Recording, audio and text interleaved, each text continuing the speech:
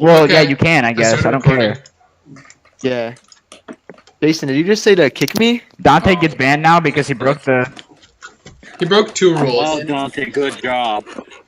Alright, guys, here we go. You Oh, said- yeah, oh, somebody deleted their 55 to frame you. Who was it? I don't know. Tyler. Wait. Oh, yeah, Tyler deleted his 55 to frame Dante. Tyler, you know what has to be done. No, Tyler's outsmarting the system, dude. I like what he's doing. Oh, yeah.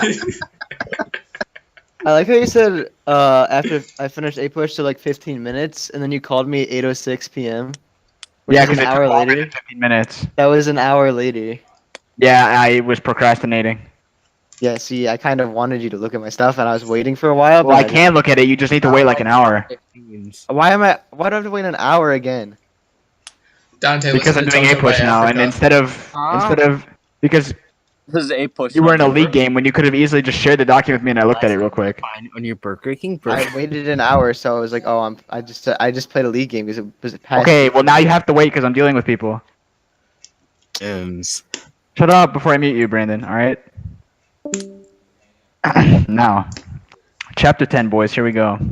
All right. Is everyone ready? Yes. Okay. Correct.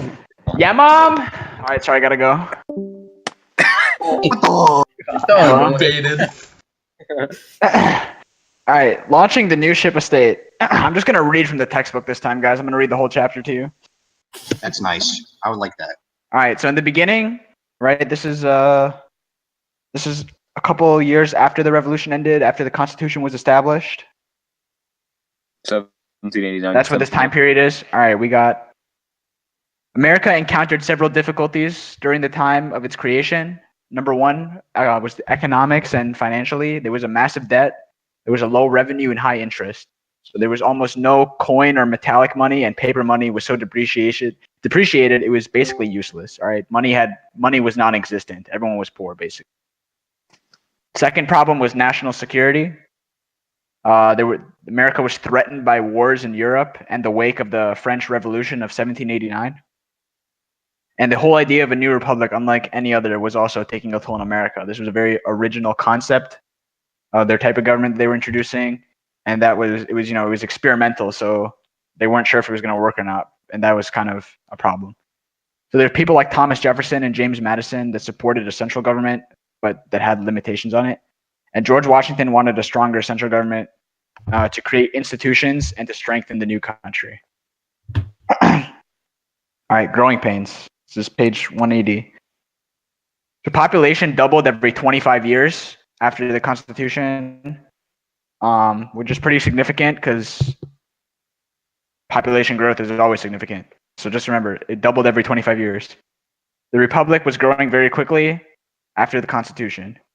95% of the population lived east of the mountains, so they were still on the eastern. Okay. 95% of the population lived east of the mountains, and 90% of the total population lived in rural areas. So you had people in cities and stuff, but it was mostly rural farming, etc., etc. And Kentucky, Tennessee, and Ohio all became states after Vermont did, and people pioneered to these states, and that was looked down upon. People in the west of the mountains, they were questionably loyal. So they were Americans, but were they? And the Mississippi River was controlled by the unfriendly Spanish neighbors. Remember, that's out west. Richer Spaniards and British people had money, and they questioned if America would ever mature and grow into a developed nation because it was kind of shitty at first. Remember that? So that's what that first page is about. Now, Washington for president. Here's where we start getting to the good stuff that actually matters. So Washington was unanimously elected as president by the Electoral College in 1789. Every single person in the Electoral College voted for him. And he led by strength of character rather than by arts of glorious politicians. So he was more of a great guy rather than an amazing politician. And he preferred the quiet of his Mount Vernon home over politics. So that shows that he sacrificed his time for America. New York City was the temporary capital. Washington took his oath on April 30th of 1789, which is kind of weird because normally it's in January, but it was kind of rocky at first. And he was met with roaring applause. Everyone approved of him. So no, Washington was an extremely popular. Hold on, I have to respond to something. Professional.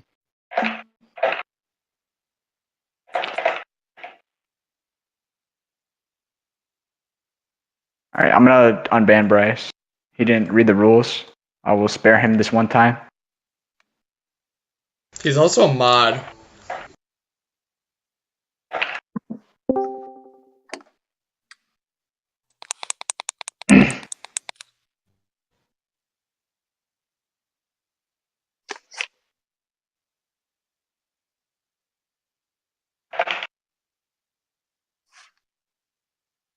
Just gonna wait for Bryce to come back then.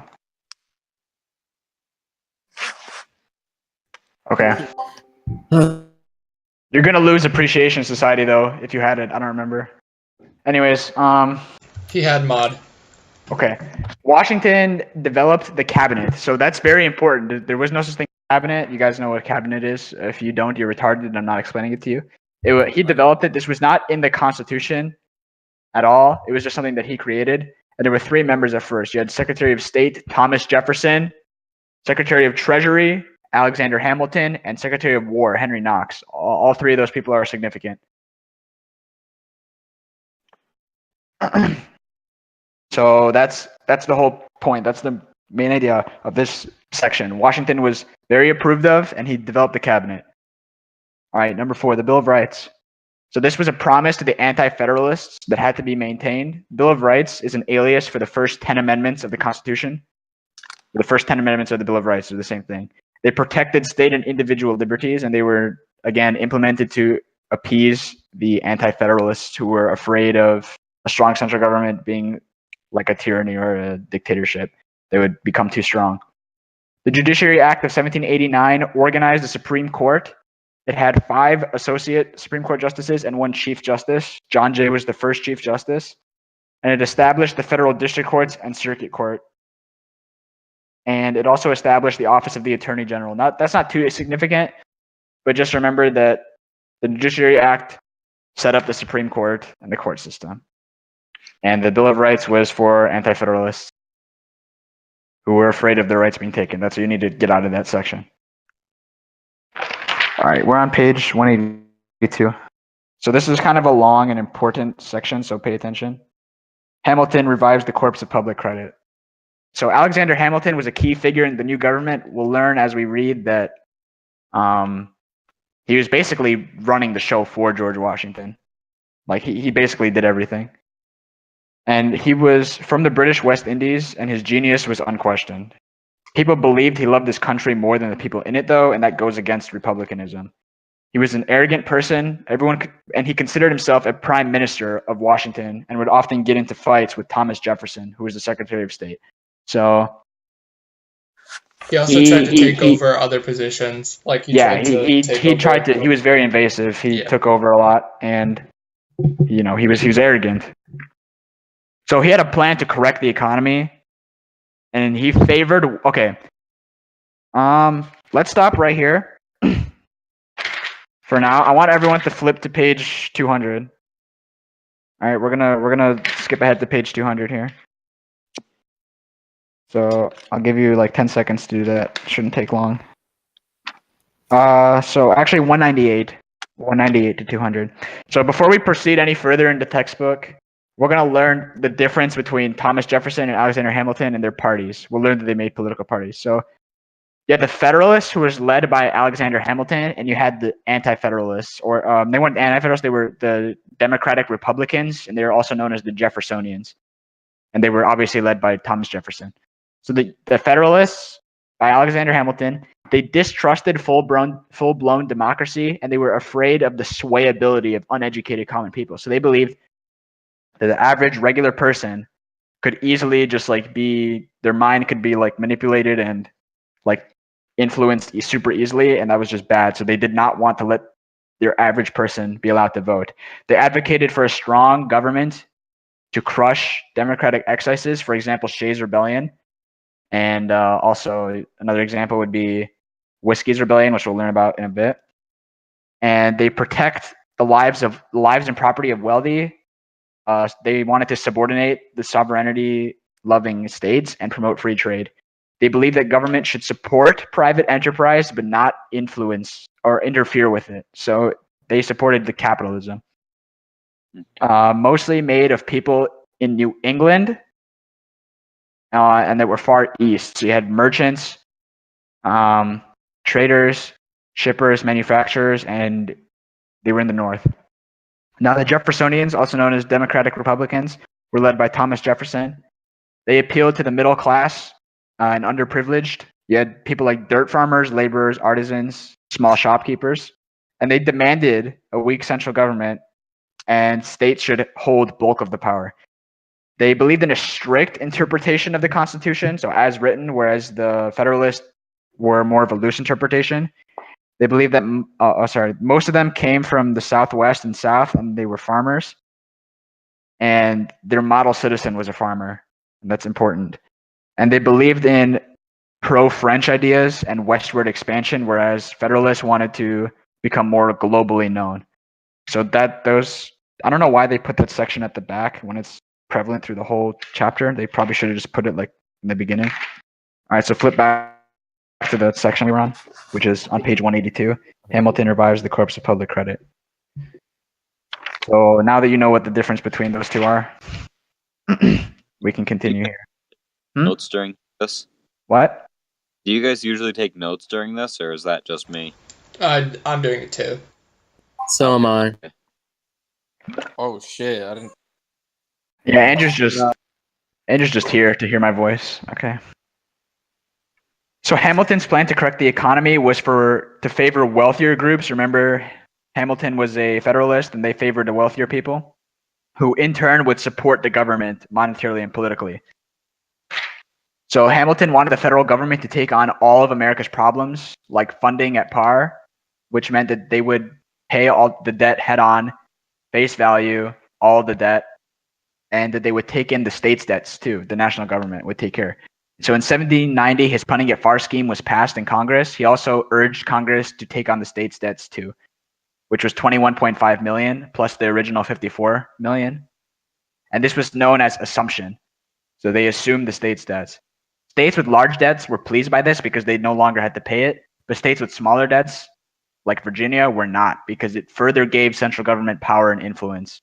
They did not like that. They wanted less government generally.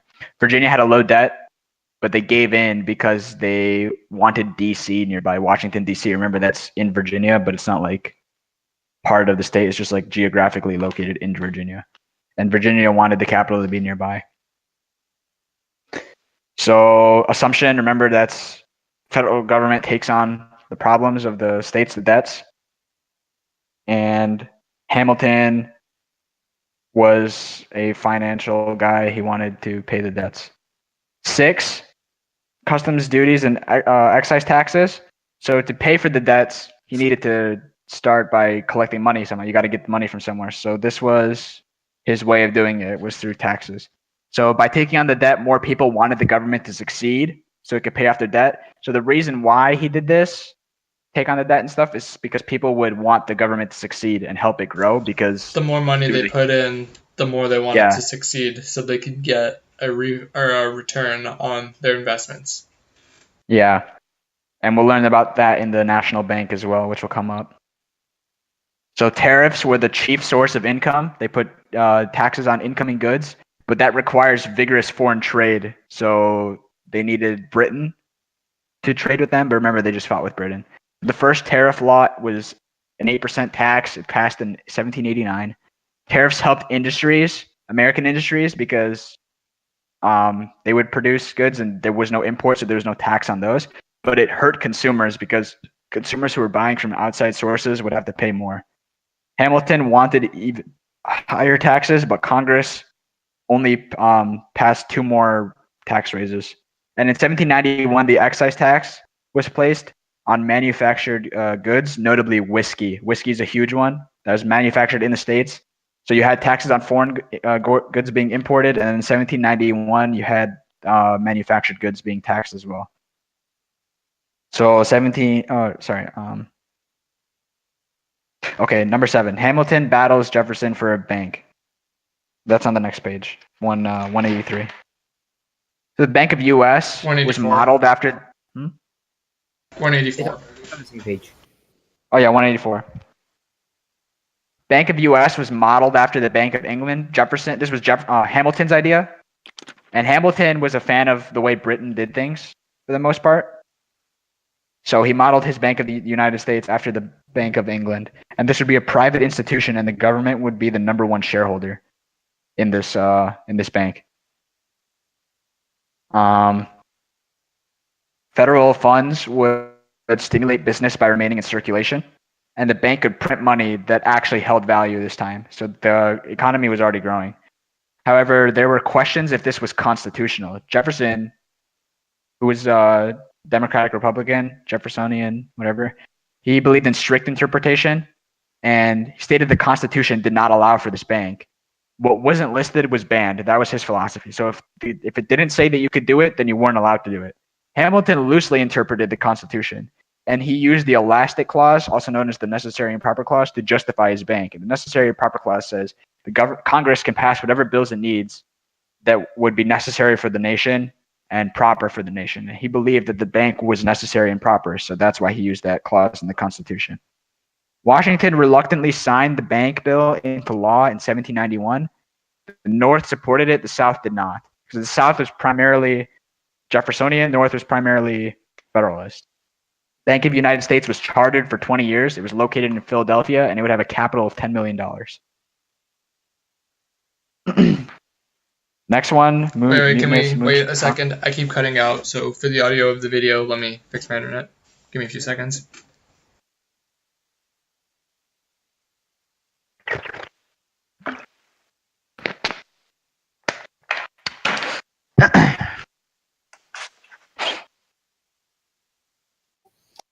We should be good.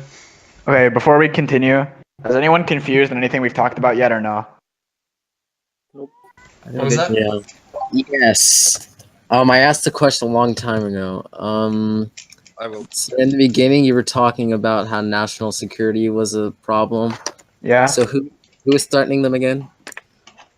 There were many conflicts in Europe, which will show up later in the chapter, and there was constant pressure for the United States to join, and that's a problem to national security because they did not want to join any wars because they were a new nation, they were weak, and they were not powerful enough to participate in the wars. So it was European conflicts. That was the problem. Anything else? Oh, What was the Judiciary Act again? Judiciary Act, it organized the Supreme Court.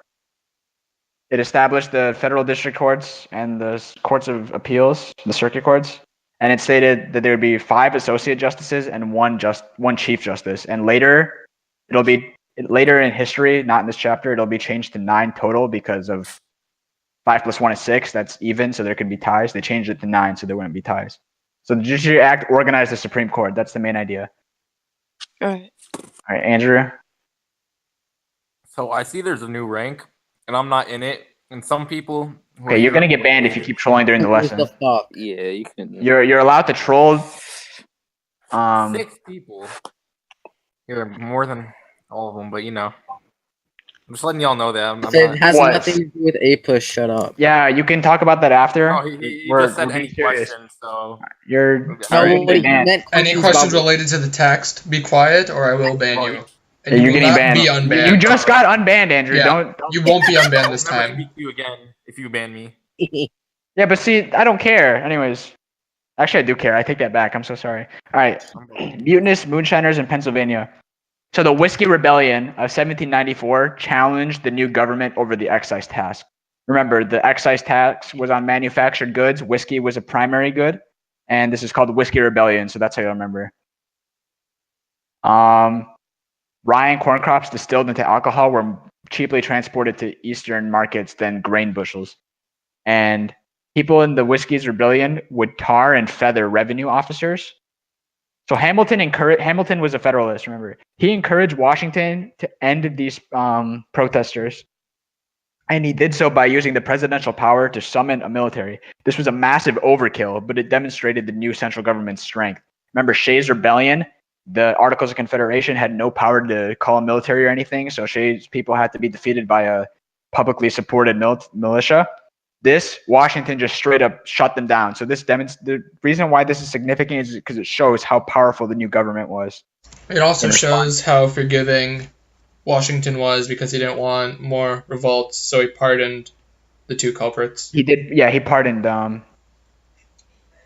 two of the people involved in that. So that's what this is about. This section was about Whiskey Rebellion. Okay, next, emergence of political parties, 186, page 186. As a consequence of Hamilton's economic feats and policies, the emergence of political parties took place. They were different than the previously seen factions, such as the Whigs versus Tories.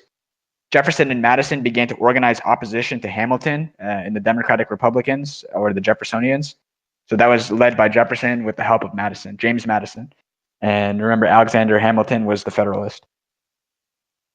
Parties have always balanced democracy, however, is significant, these parties, because the party that was not in power would constantly check the ones in power. Remember, you have, for example, right now in current times, you have Republicans controlling Congress, the Supreme Court, and the White House, and you have Democrats bitching about everything that they do constantly. So remember, the people who are not in power serve to check and make sure that the other power isn't like being abusive. So that's why parties are significant. Next, the impact of the French Revolution. This is a very important thing. I advise you listen carefully and maybe even reread this on your own later. So the French Revolution was more of a global thing than it was just for France because it influenced everybody. America too, especially. This left a huge scar in America. French Revolution started peacefully to set constitutional boundaries on the despotist Louis XVI. They wanted to limit his power. In 1792, France declared war on hostile Austria. This is when the revolution took a more violent turn. And France was victorious in defense, and Americans were overjoyed by this because remember, they loved France because France just helped them become a republic. So France became a republic as a result of that. And they would sing songs and, love everything. The Americans were just super happy. And streets were renamed too. In 1793, Louis was decapitated and the church was attacked and the reign of terror began. So this was kind of where it's like, wait, this is kind of fucked up because we're killing people now. But that's what it was. Jeffersonians maintained faith in the new France, but Federalists withdrew support. They did not like what was happening during the reign of terror. Jeffersonians knew that it was bad. They still held faith because if this was the price they needed to pay for liberty, then so be it. Right? If people had to die, then people had to die. Britain got involved in the conflict too. And then so did the New World, so America and that area, the North American continent. Washington's Neutrality Proclamation. And we're on page 90. Washington's neutrality 190. said get involved. What, Avery? Washington's neutrality proclamation said they wouldn't get involved, correct? Yeah, well, yeah, we're going to talk about that right now. Okay. They were still involved, though, and we'll learn how. Okay. So Washington's Neutrality Proclamation. The Franco-American Alliance of 1778 was still intact. Remember, this was during the Revolutionary War after it ended, kind of. They were like, all right, we're going to be allies, France and, what's it called? America. So it bound the Americans to help French defend their West Indies. The French had some West Indies, and America was bound to help defend it by the alliance. Jeffersonians were eager to help France because they were happy. And Washington and Hamilton, however, knew the nation was too weak to do that. They were like, we could help, but if we were to enter a war, that'd be bad because we're not strong enough yet. So eventually the strategy of delay was accepted. Washington issued the Neutrality Proclamation, and it stated the American government would remain neutral and warned citizens to be impartial in the conflict as well. Because the conflict was expanding. It was getting larger and larger, and they just did not want to get involved in that. Jeffersonians were angry by this. Federalists were happy. So there's a French guy named Edmond Guiney, and he was an impulsive man who landed in Charleston, South Carolina. He demanded the alliance be respected. He was a dumbass. I literally wrote that in my notebook.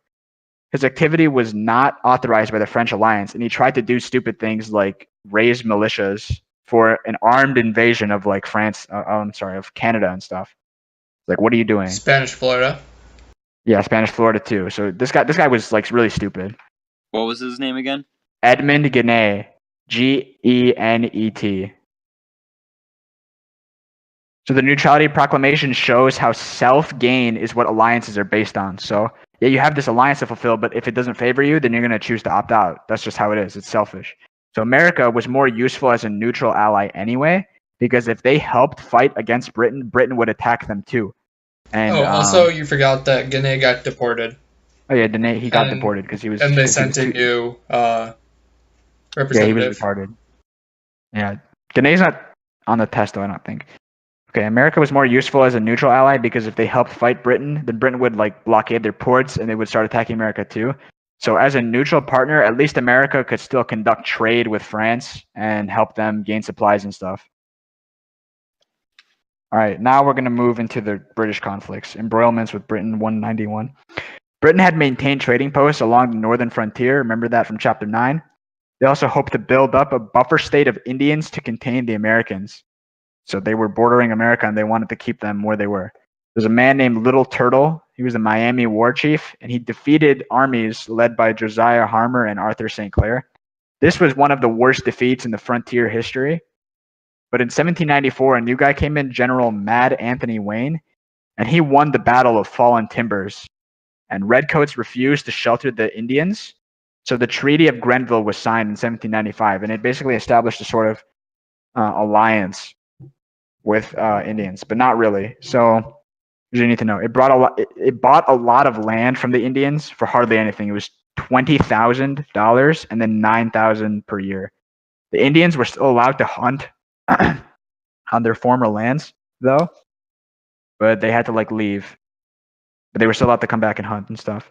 Britain wanted to attack the West Indies, and though America had neutral rights, Britain knew that America would eventually help, or they thought they would It at least. also It also recognized they had to also recognize the Indians as a separate people. Oh yeah. Yeah. So to put some limits on the ability of the United States to decide the fate of Indian peoples. So yeah, they were their own people. I lost my place. Oh yeah. So Britain wanted to attack the West Indies. That'd be a good move for them to win this fight against France. Remember, they were fighting with France due to the French Revolution and stuff. So Britain knew that if they attacked the West Indies, or they thought they knew at least, America would help France and against Britain. So they decided to seize about 300 American merchant ships. They impressed and imprisoned the sailors. Impression means you go on their ship, you capture them, and you force them to join your navy. So these American sailors were forced to join the British Navy. That's what impressed means. Jeffersonians were very angry by this, and they wanted to fight and set a nationwide embargo against trade with Britain. But Hamilton did not want that because, remember, Hamilton wants to grow the economy and stuff. In order to do that, he needs trade. Britain was a big trading partner, so he didn't want to lose them. Hamilton's a Federalist, again. Now, Jay's Treaty. This is a very significant thing. And Washington's Farewell. That's a little less significant. So in 1794, this is Jay's Treaty. John Jay was sent to London to negotiate. Jeffersonians did not trust this. All right, Jay's negotiations were sabotaged by Hamilton because he was secretly supplying London with argument points because he wanted to keep London and Britain as a trading partner. So Hamilton was basically kind of a traitor. He was kind of committing treason in a way. Britain agreed to evacuate the trading posts as a result of Jay's Treaty and pay for the seizures of merchant ships. But nothing was said of future seizures. So they would just repay these ones, but they were still allowed to continue doing this. So this is kind of a sneaky move. And also they requested payments to British merchants for pre-revolutionary debts. Jeffersonian South was angry because they had to pay most of the debts when the North was receiving payments for their merchant ships. Remember, the North was the one doing trading and stuff. Washington's popularity was compromised too because John Jay was his Secretary of State. So his actions reflected onto him as a president, and he lost some popularity. Even though he was still very popular, he lost some. Spain was afraid of Anglo-American alliance because of Jay's Treaty. They thought it was like a first step to an alliance. So in 1795, they signed Pinckney's Treaty with America, and that basically gave them everything. They were given Western Florida, the right to use the Mississippi River, and warehouse rights in New Orleans so they could store stuff away in New Orleans. That's in Louisiana. Washington retired after his second term, and that is significant because it set a 2-term precedent. So it was tradition for presidents to only serve 2 terms at most after that, even though it's nowhere in the Constitution that they have to until later. That's in 1940 that gets set. It's significant because presidents always serve 2 terms as a result.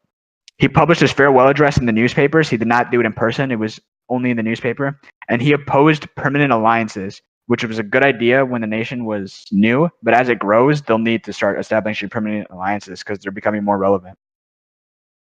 But that's not in this chapter. Don't worry too much about that. Just know that he opposed permanent alliances. In this chapter, is there anything about him opposing political parties? You should know that, but that's not too significant. That's just Yeah, he did oppose them. he did Because oppose them, but that's not super He didn't significant. think that fighting over power leads to a better or He claimed that it would tear development of the country. Yeah, George Washington was kind of a pacifist in a way, but not really. I don't know. All right, John Adams becomes president. Michael. So, with Washington gone and Hamilton being super unpopular, Federalists looked to John Adams for the new election, and the Jeffersonian Democratic Republicans rallied behind Jefferson, obviously. So Adams barely won, 71-68. Remember, John Adams was the vice president under George Washington, and now he becomes the president after George Washington retires. Jefferson becomes the vice president of the United States underneath Adams. Adams was a man of stern principles, and he was very dedicated. He put the country above himself. He was more interested in the country's well-being than himself. He had many handicaps, however. First, he was filling Washington's shoes, and remember, Washington was super popular, so it's kind of like going from the best president ever to just a good one. So that was kind of bad. And then he had to deal with Hamilton too. Hamilton was he was kind of a big boy, and he was, I don't know how to say, he was like an getting asshole. the cabinet to turn on the president. Yeah, he was trying to like sabotage a lot of stuff. And also, he just inherited the whole French War, right? So he's got to deal with France now as president. Also, Jefferson would have won if it wasn't for the voting requirement or the citizenship requirements from 5 years to 14 years. Yeah, hold on. I need to look at something right now. Okay. So just remember, you need to know, very crucial. It'll probably be on the final exam and on the AP exam. John Adams was crusty. All right, I cannot stress this enough. It's gonna say true or false. John Adams was crusty. The answer is true. He was a crusty man. Is true and false on the AP exam? No, I don't know, but they're gonna make an exception for this one question. What do you I mean cannot by stress it enough. He was crusty. What do you mean by crust? I don't know. The book uses the word crusty, so. Where is this? Well, that's what Jaden said it was. Give me the book page.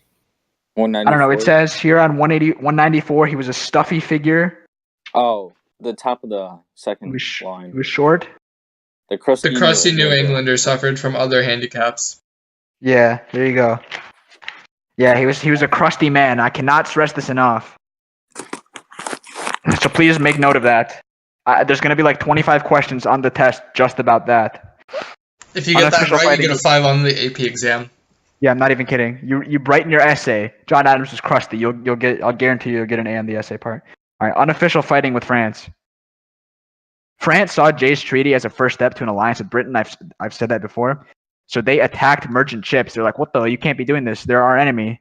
So France attacked American merchant ships, and Paris refused to accept America's new envoy, their new ambassador. So John Adams, following Washington's advice, steered clear of war, and he sent 3 men, including future Chief Justice John Marshall, to speak with the French. So the men were approached by 3 people. They're known as X, Y, and Z, and they demanded $250,000, $250,000 to talk to Talleyrand. Talleyrand was the French guy that they were trying to talk to. Marshall declined, and when he returned to New York City, he was a hero for his actions. He was like, what the? Okay. He wasn't a pushover. He was like, that's unfair. I'm not doing this. So this was known as the XYZ affair. Okay? That's what that was. Everyone except Jeffersonians wanted war now against France because they were like, okay, France is being dumb, so let's go to war. Jeffersonians did not because remember, Jeffersonians, they liked France. And the Navy Department was created, Marine Corps was reestablished, and the new army of 10K was authorized. But they were never fully reached, but it was authorized. And though not officially at war, they fought. America and France fought a lot, even though they weren't officially at war. 16. Adam puts patriotism above party. We're on 195. France did not want a new war either. They had enough European enemies. They had enough conflict in Europe. And obviously nobody wants to go to war, right? I mean, that's bad. British was shipping goods to America and military supplies too. And that would give America kind of an advantage. So American and Britain relationships are kind of being rebuilt here, what we see. And Talleyrand stated that if a new ambassador was sent, they would treat him properly. This gave Adams a lot of approval, right? Because they're like, okay, we've gotten the French to back down a little bit. However, Adams knew that this was a bad idea. He knew that this would lead to war, so he stayed out of it. In 1800, Napoleon Bonaparte had already seized dictatorship of France, and he was ready to just forget about America so he could continue conquering Europe. He did not want to start a war with America or anything. He just wanted to continue taking over Europe. So the Convention of 1800 was an agreement to peacefully annul the alliance between France and America. So America would not be obligated to help France. Remember, that's what the war was over, or their potential war was over. And America had to pay for their own damages. Like the French captured their merchant ships, and America was like, all right, fine, we'll pay for the damage you made, but in return, we don't have to help you. We don't have to be your ally anymore. And this is significant because if America had gone to war, the Louisiana Purchase of 1803, I think, would not have happened. So if they had gone to war, America probably would not have gained Louisiana, which is in a different chapter. But that's why that's significant. All right, Federalist witch hunt. We're getting close to the end here. Federalists pulled some anti-Jefferson ideas through the Congress. Most European immigrants who were poor were scorned by the aristocratic Federalists. Remember, Federalists were the richer people. They liked that. But they were welcomed by the Jeffersonians who appreciated the common man. Federalist Congress did the following. First thing, they increased residence requirements from 5 years to become a citizen to 14, which is completely ridiculous. And then 2, alien laws were passed. The president can deport foreigners in time of peace, and they can deport or imprison them in times of war. Those were known as the Alien Acts, or alien laws. And these laws contradicted the idea of America being an accepting place and quick assimilation. Anyone can be a citizen, etc. These alien laws were never really enforced, but it's still just the principle of the thing. More importantly, the Sedition Act states that anyone who spoke out against the government was subject to a heavy fine or imprisonment. This goes, and they could be tried for just speaking out against the government. This goes against the First Amendment of the Constitution. And many Jeffersonians were indicted because remember, the Federalists had power. They were in control right now. So Jeffersonians would speak out, and they were indicted. 10 were brought to trial, and all of them were convicted by packed juries or a prejudiced judge. So these laws were set to expire in 1801 in case Federalists lost. So that's kind of really shady. So during the election of 1800, in case the Federalists lost, then the Sedition Act would go out of effect. That way the Federalists could talk shit but not get in trouble.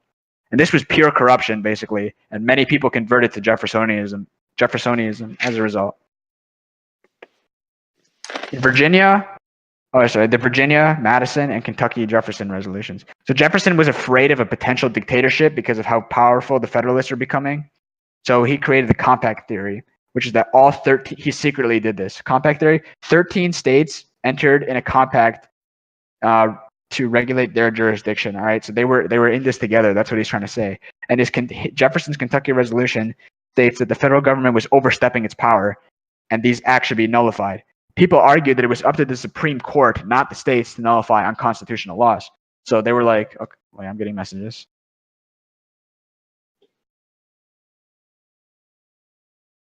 Okay. Andrew has questions. Andrew, what's your question?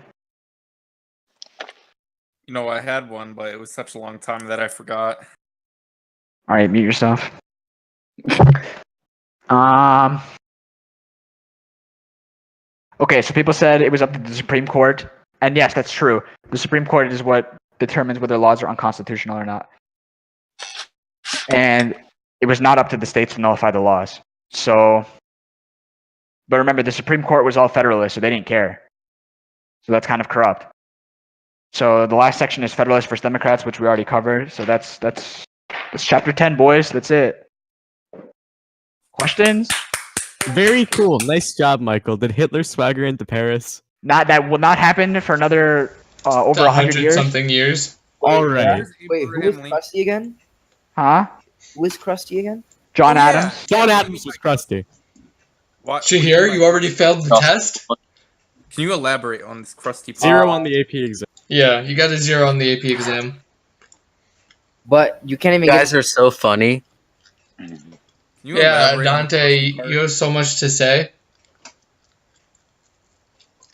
My question. I remember my question before. Can you tell me what crusty means? No. Please research that in your free Be time. clear, all of you are hilarious. Can we do He's crusty. All right, that's all there is to it. Like at Michael?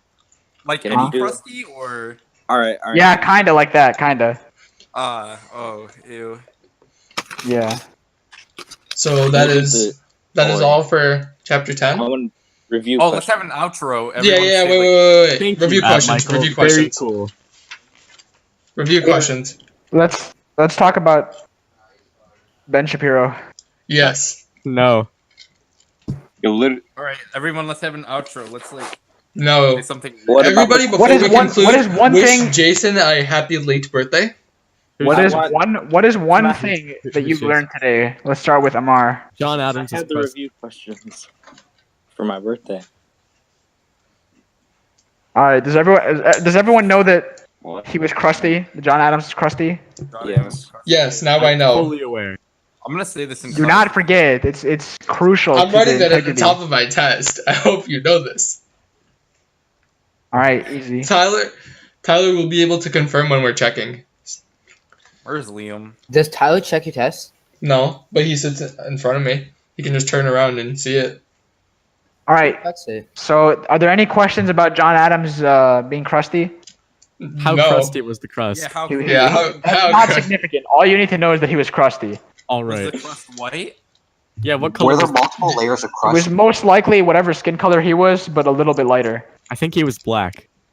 That sounds reasonable. I'm neither gonna confirm nor deny that. I'm Were there going to multiple deny layers that of because crust? Obama Oh, also was remember, the first this is significant. non-white This is president. pretty Obama significant. was the first American president. No, he wasn't. John Obama Adams Obama was wasn't black. he was simply African. He wasn't African American. My mistake. He was Kenyan. Yes, Actually, I he was- agree. Yeah.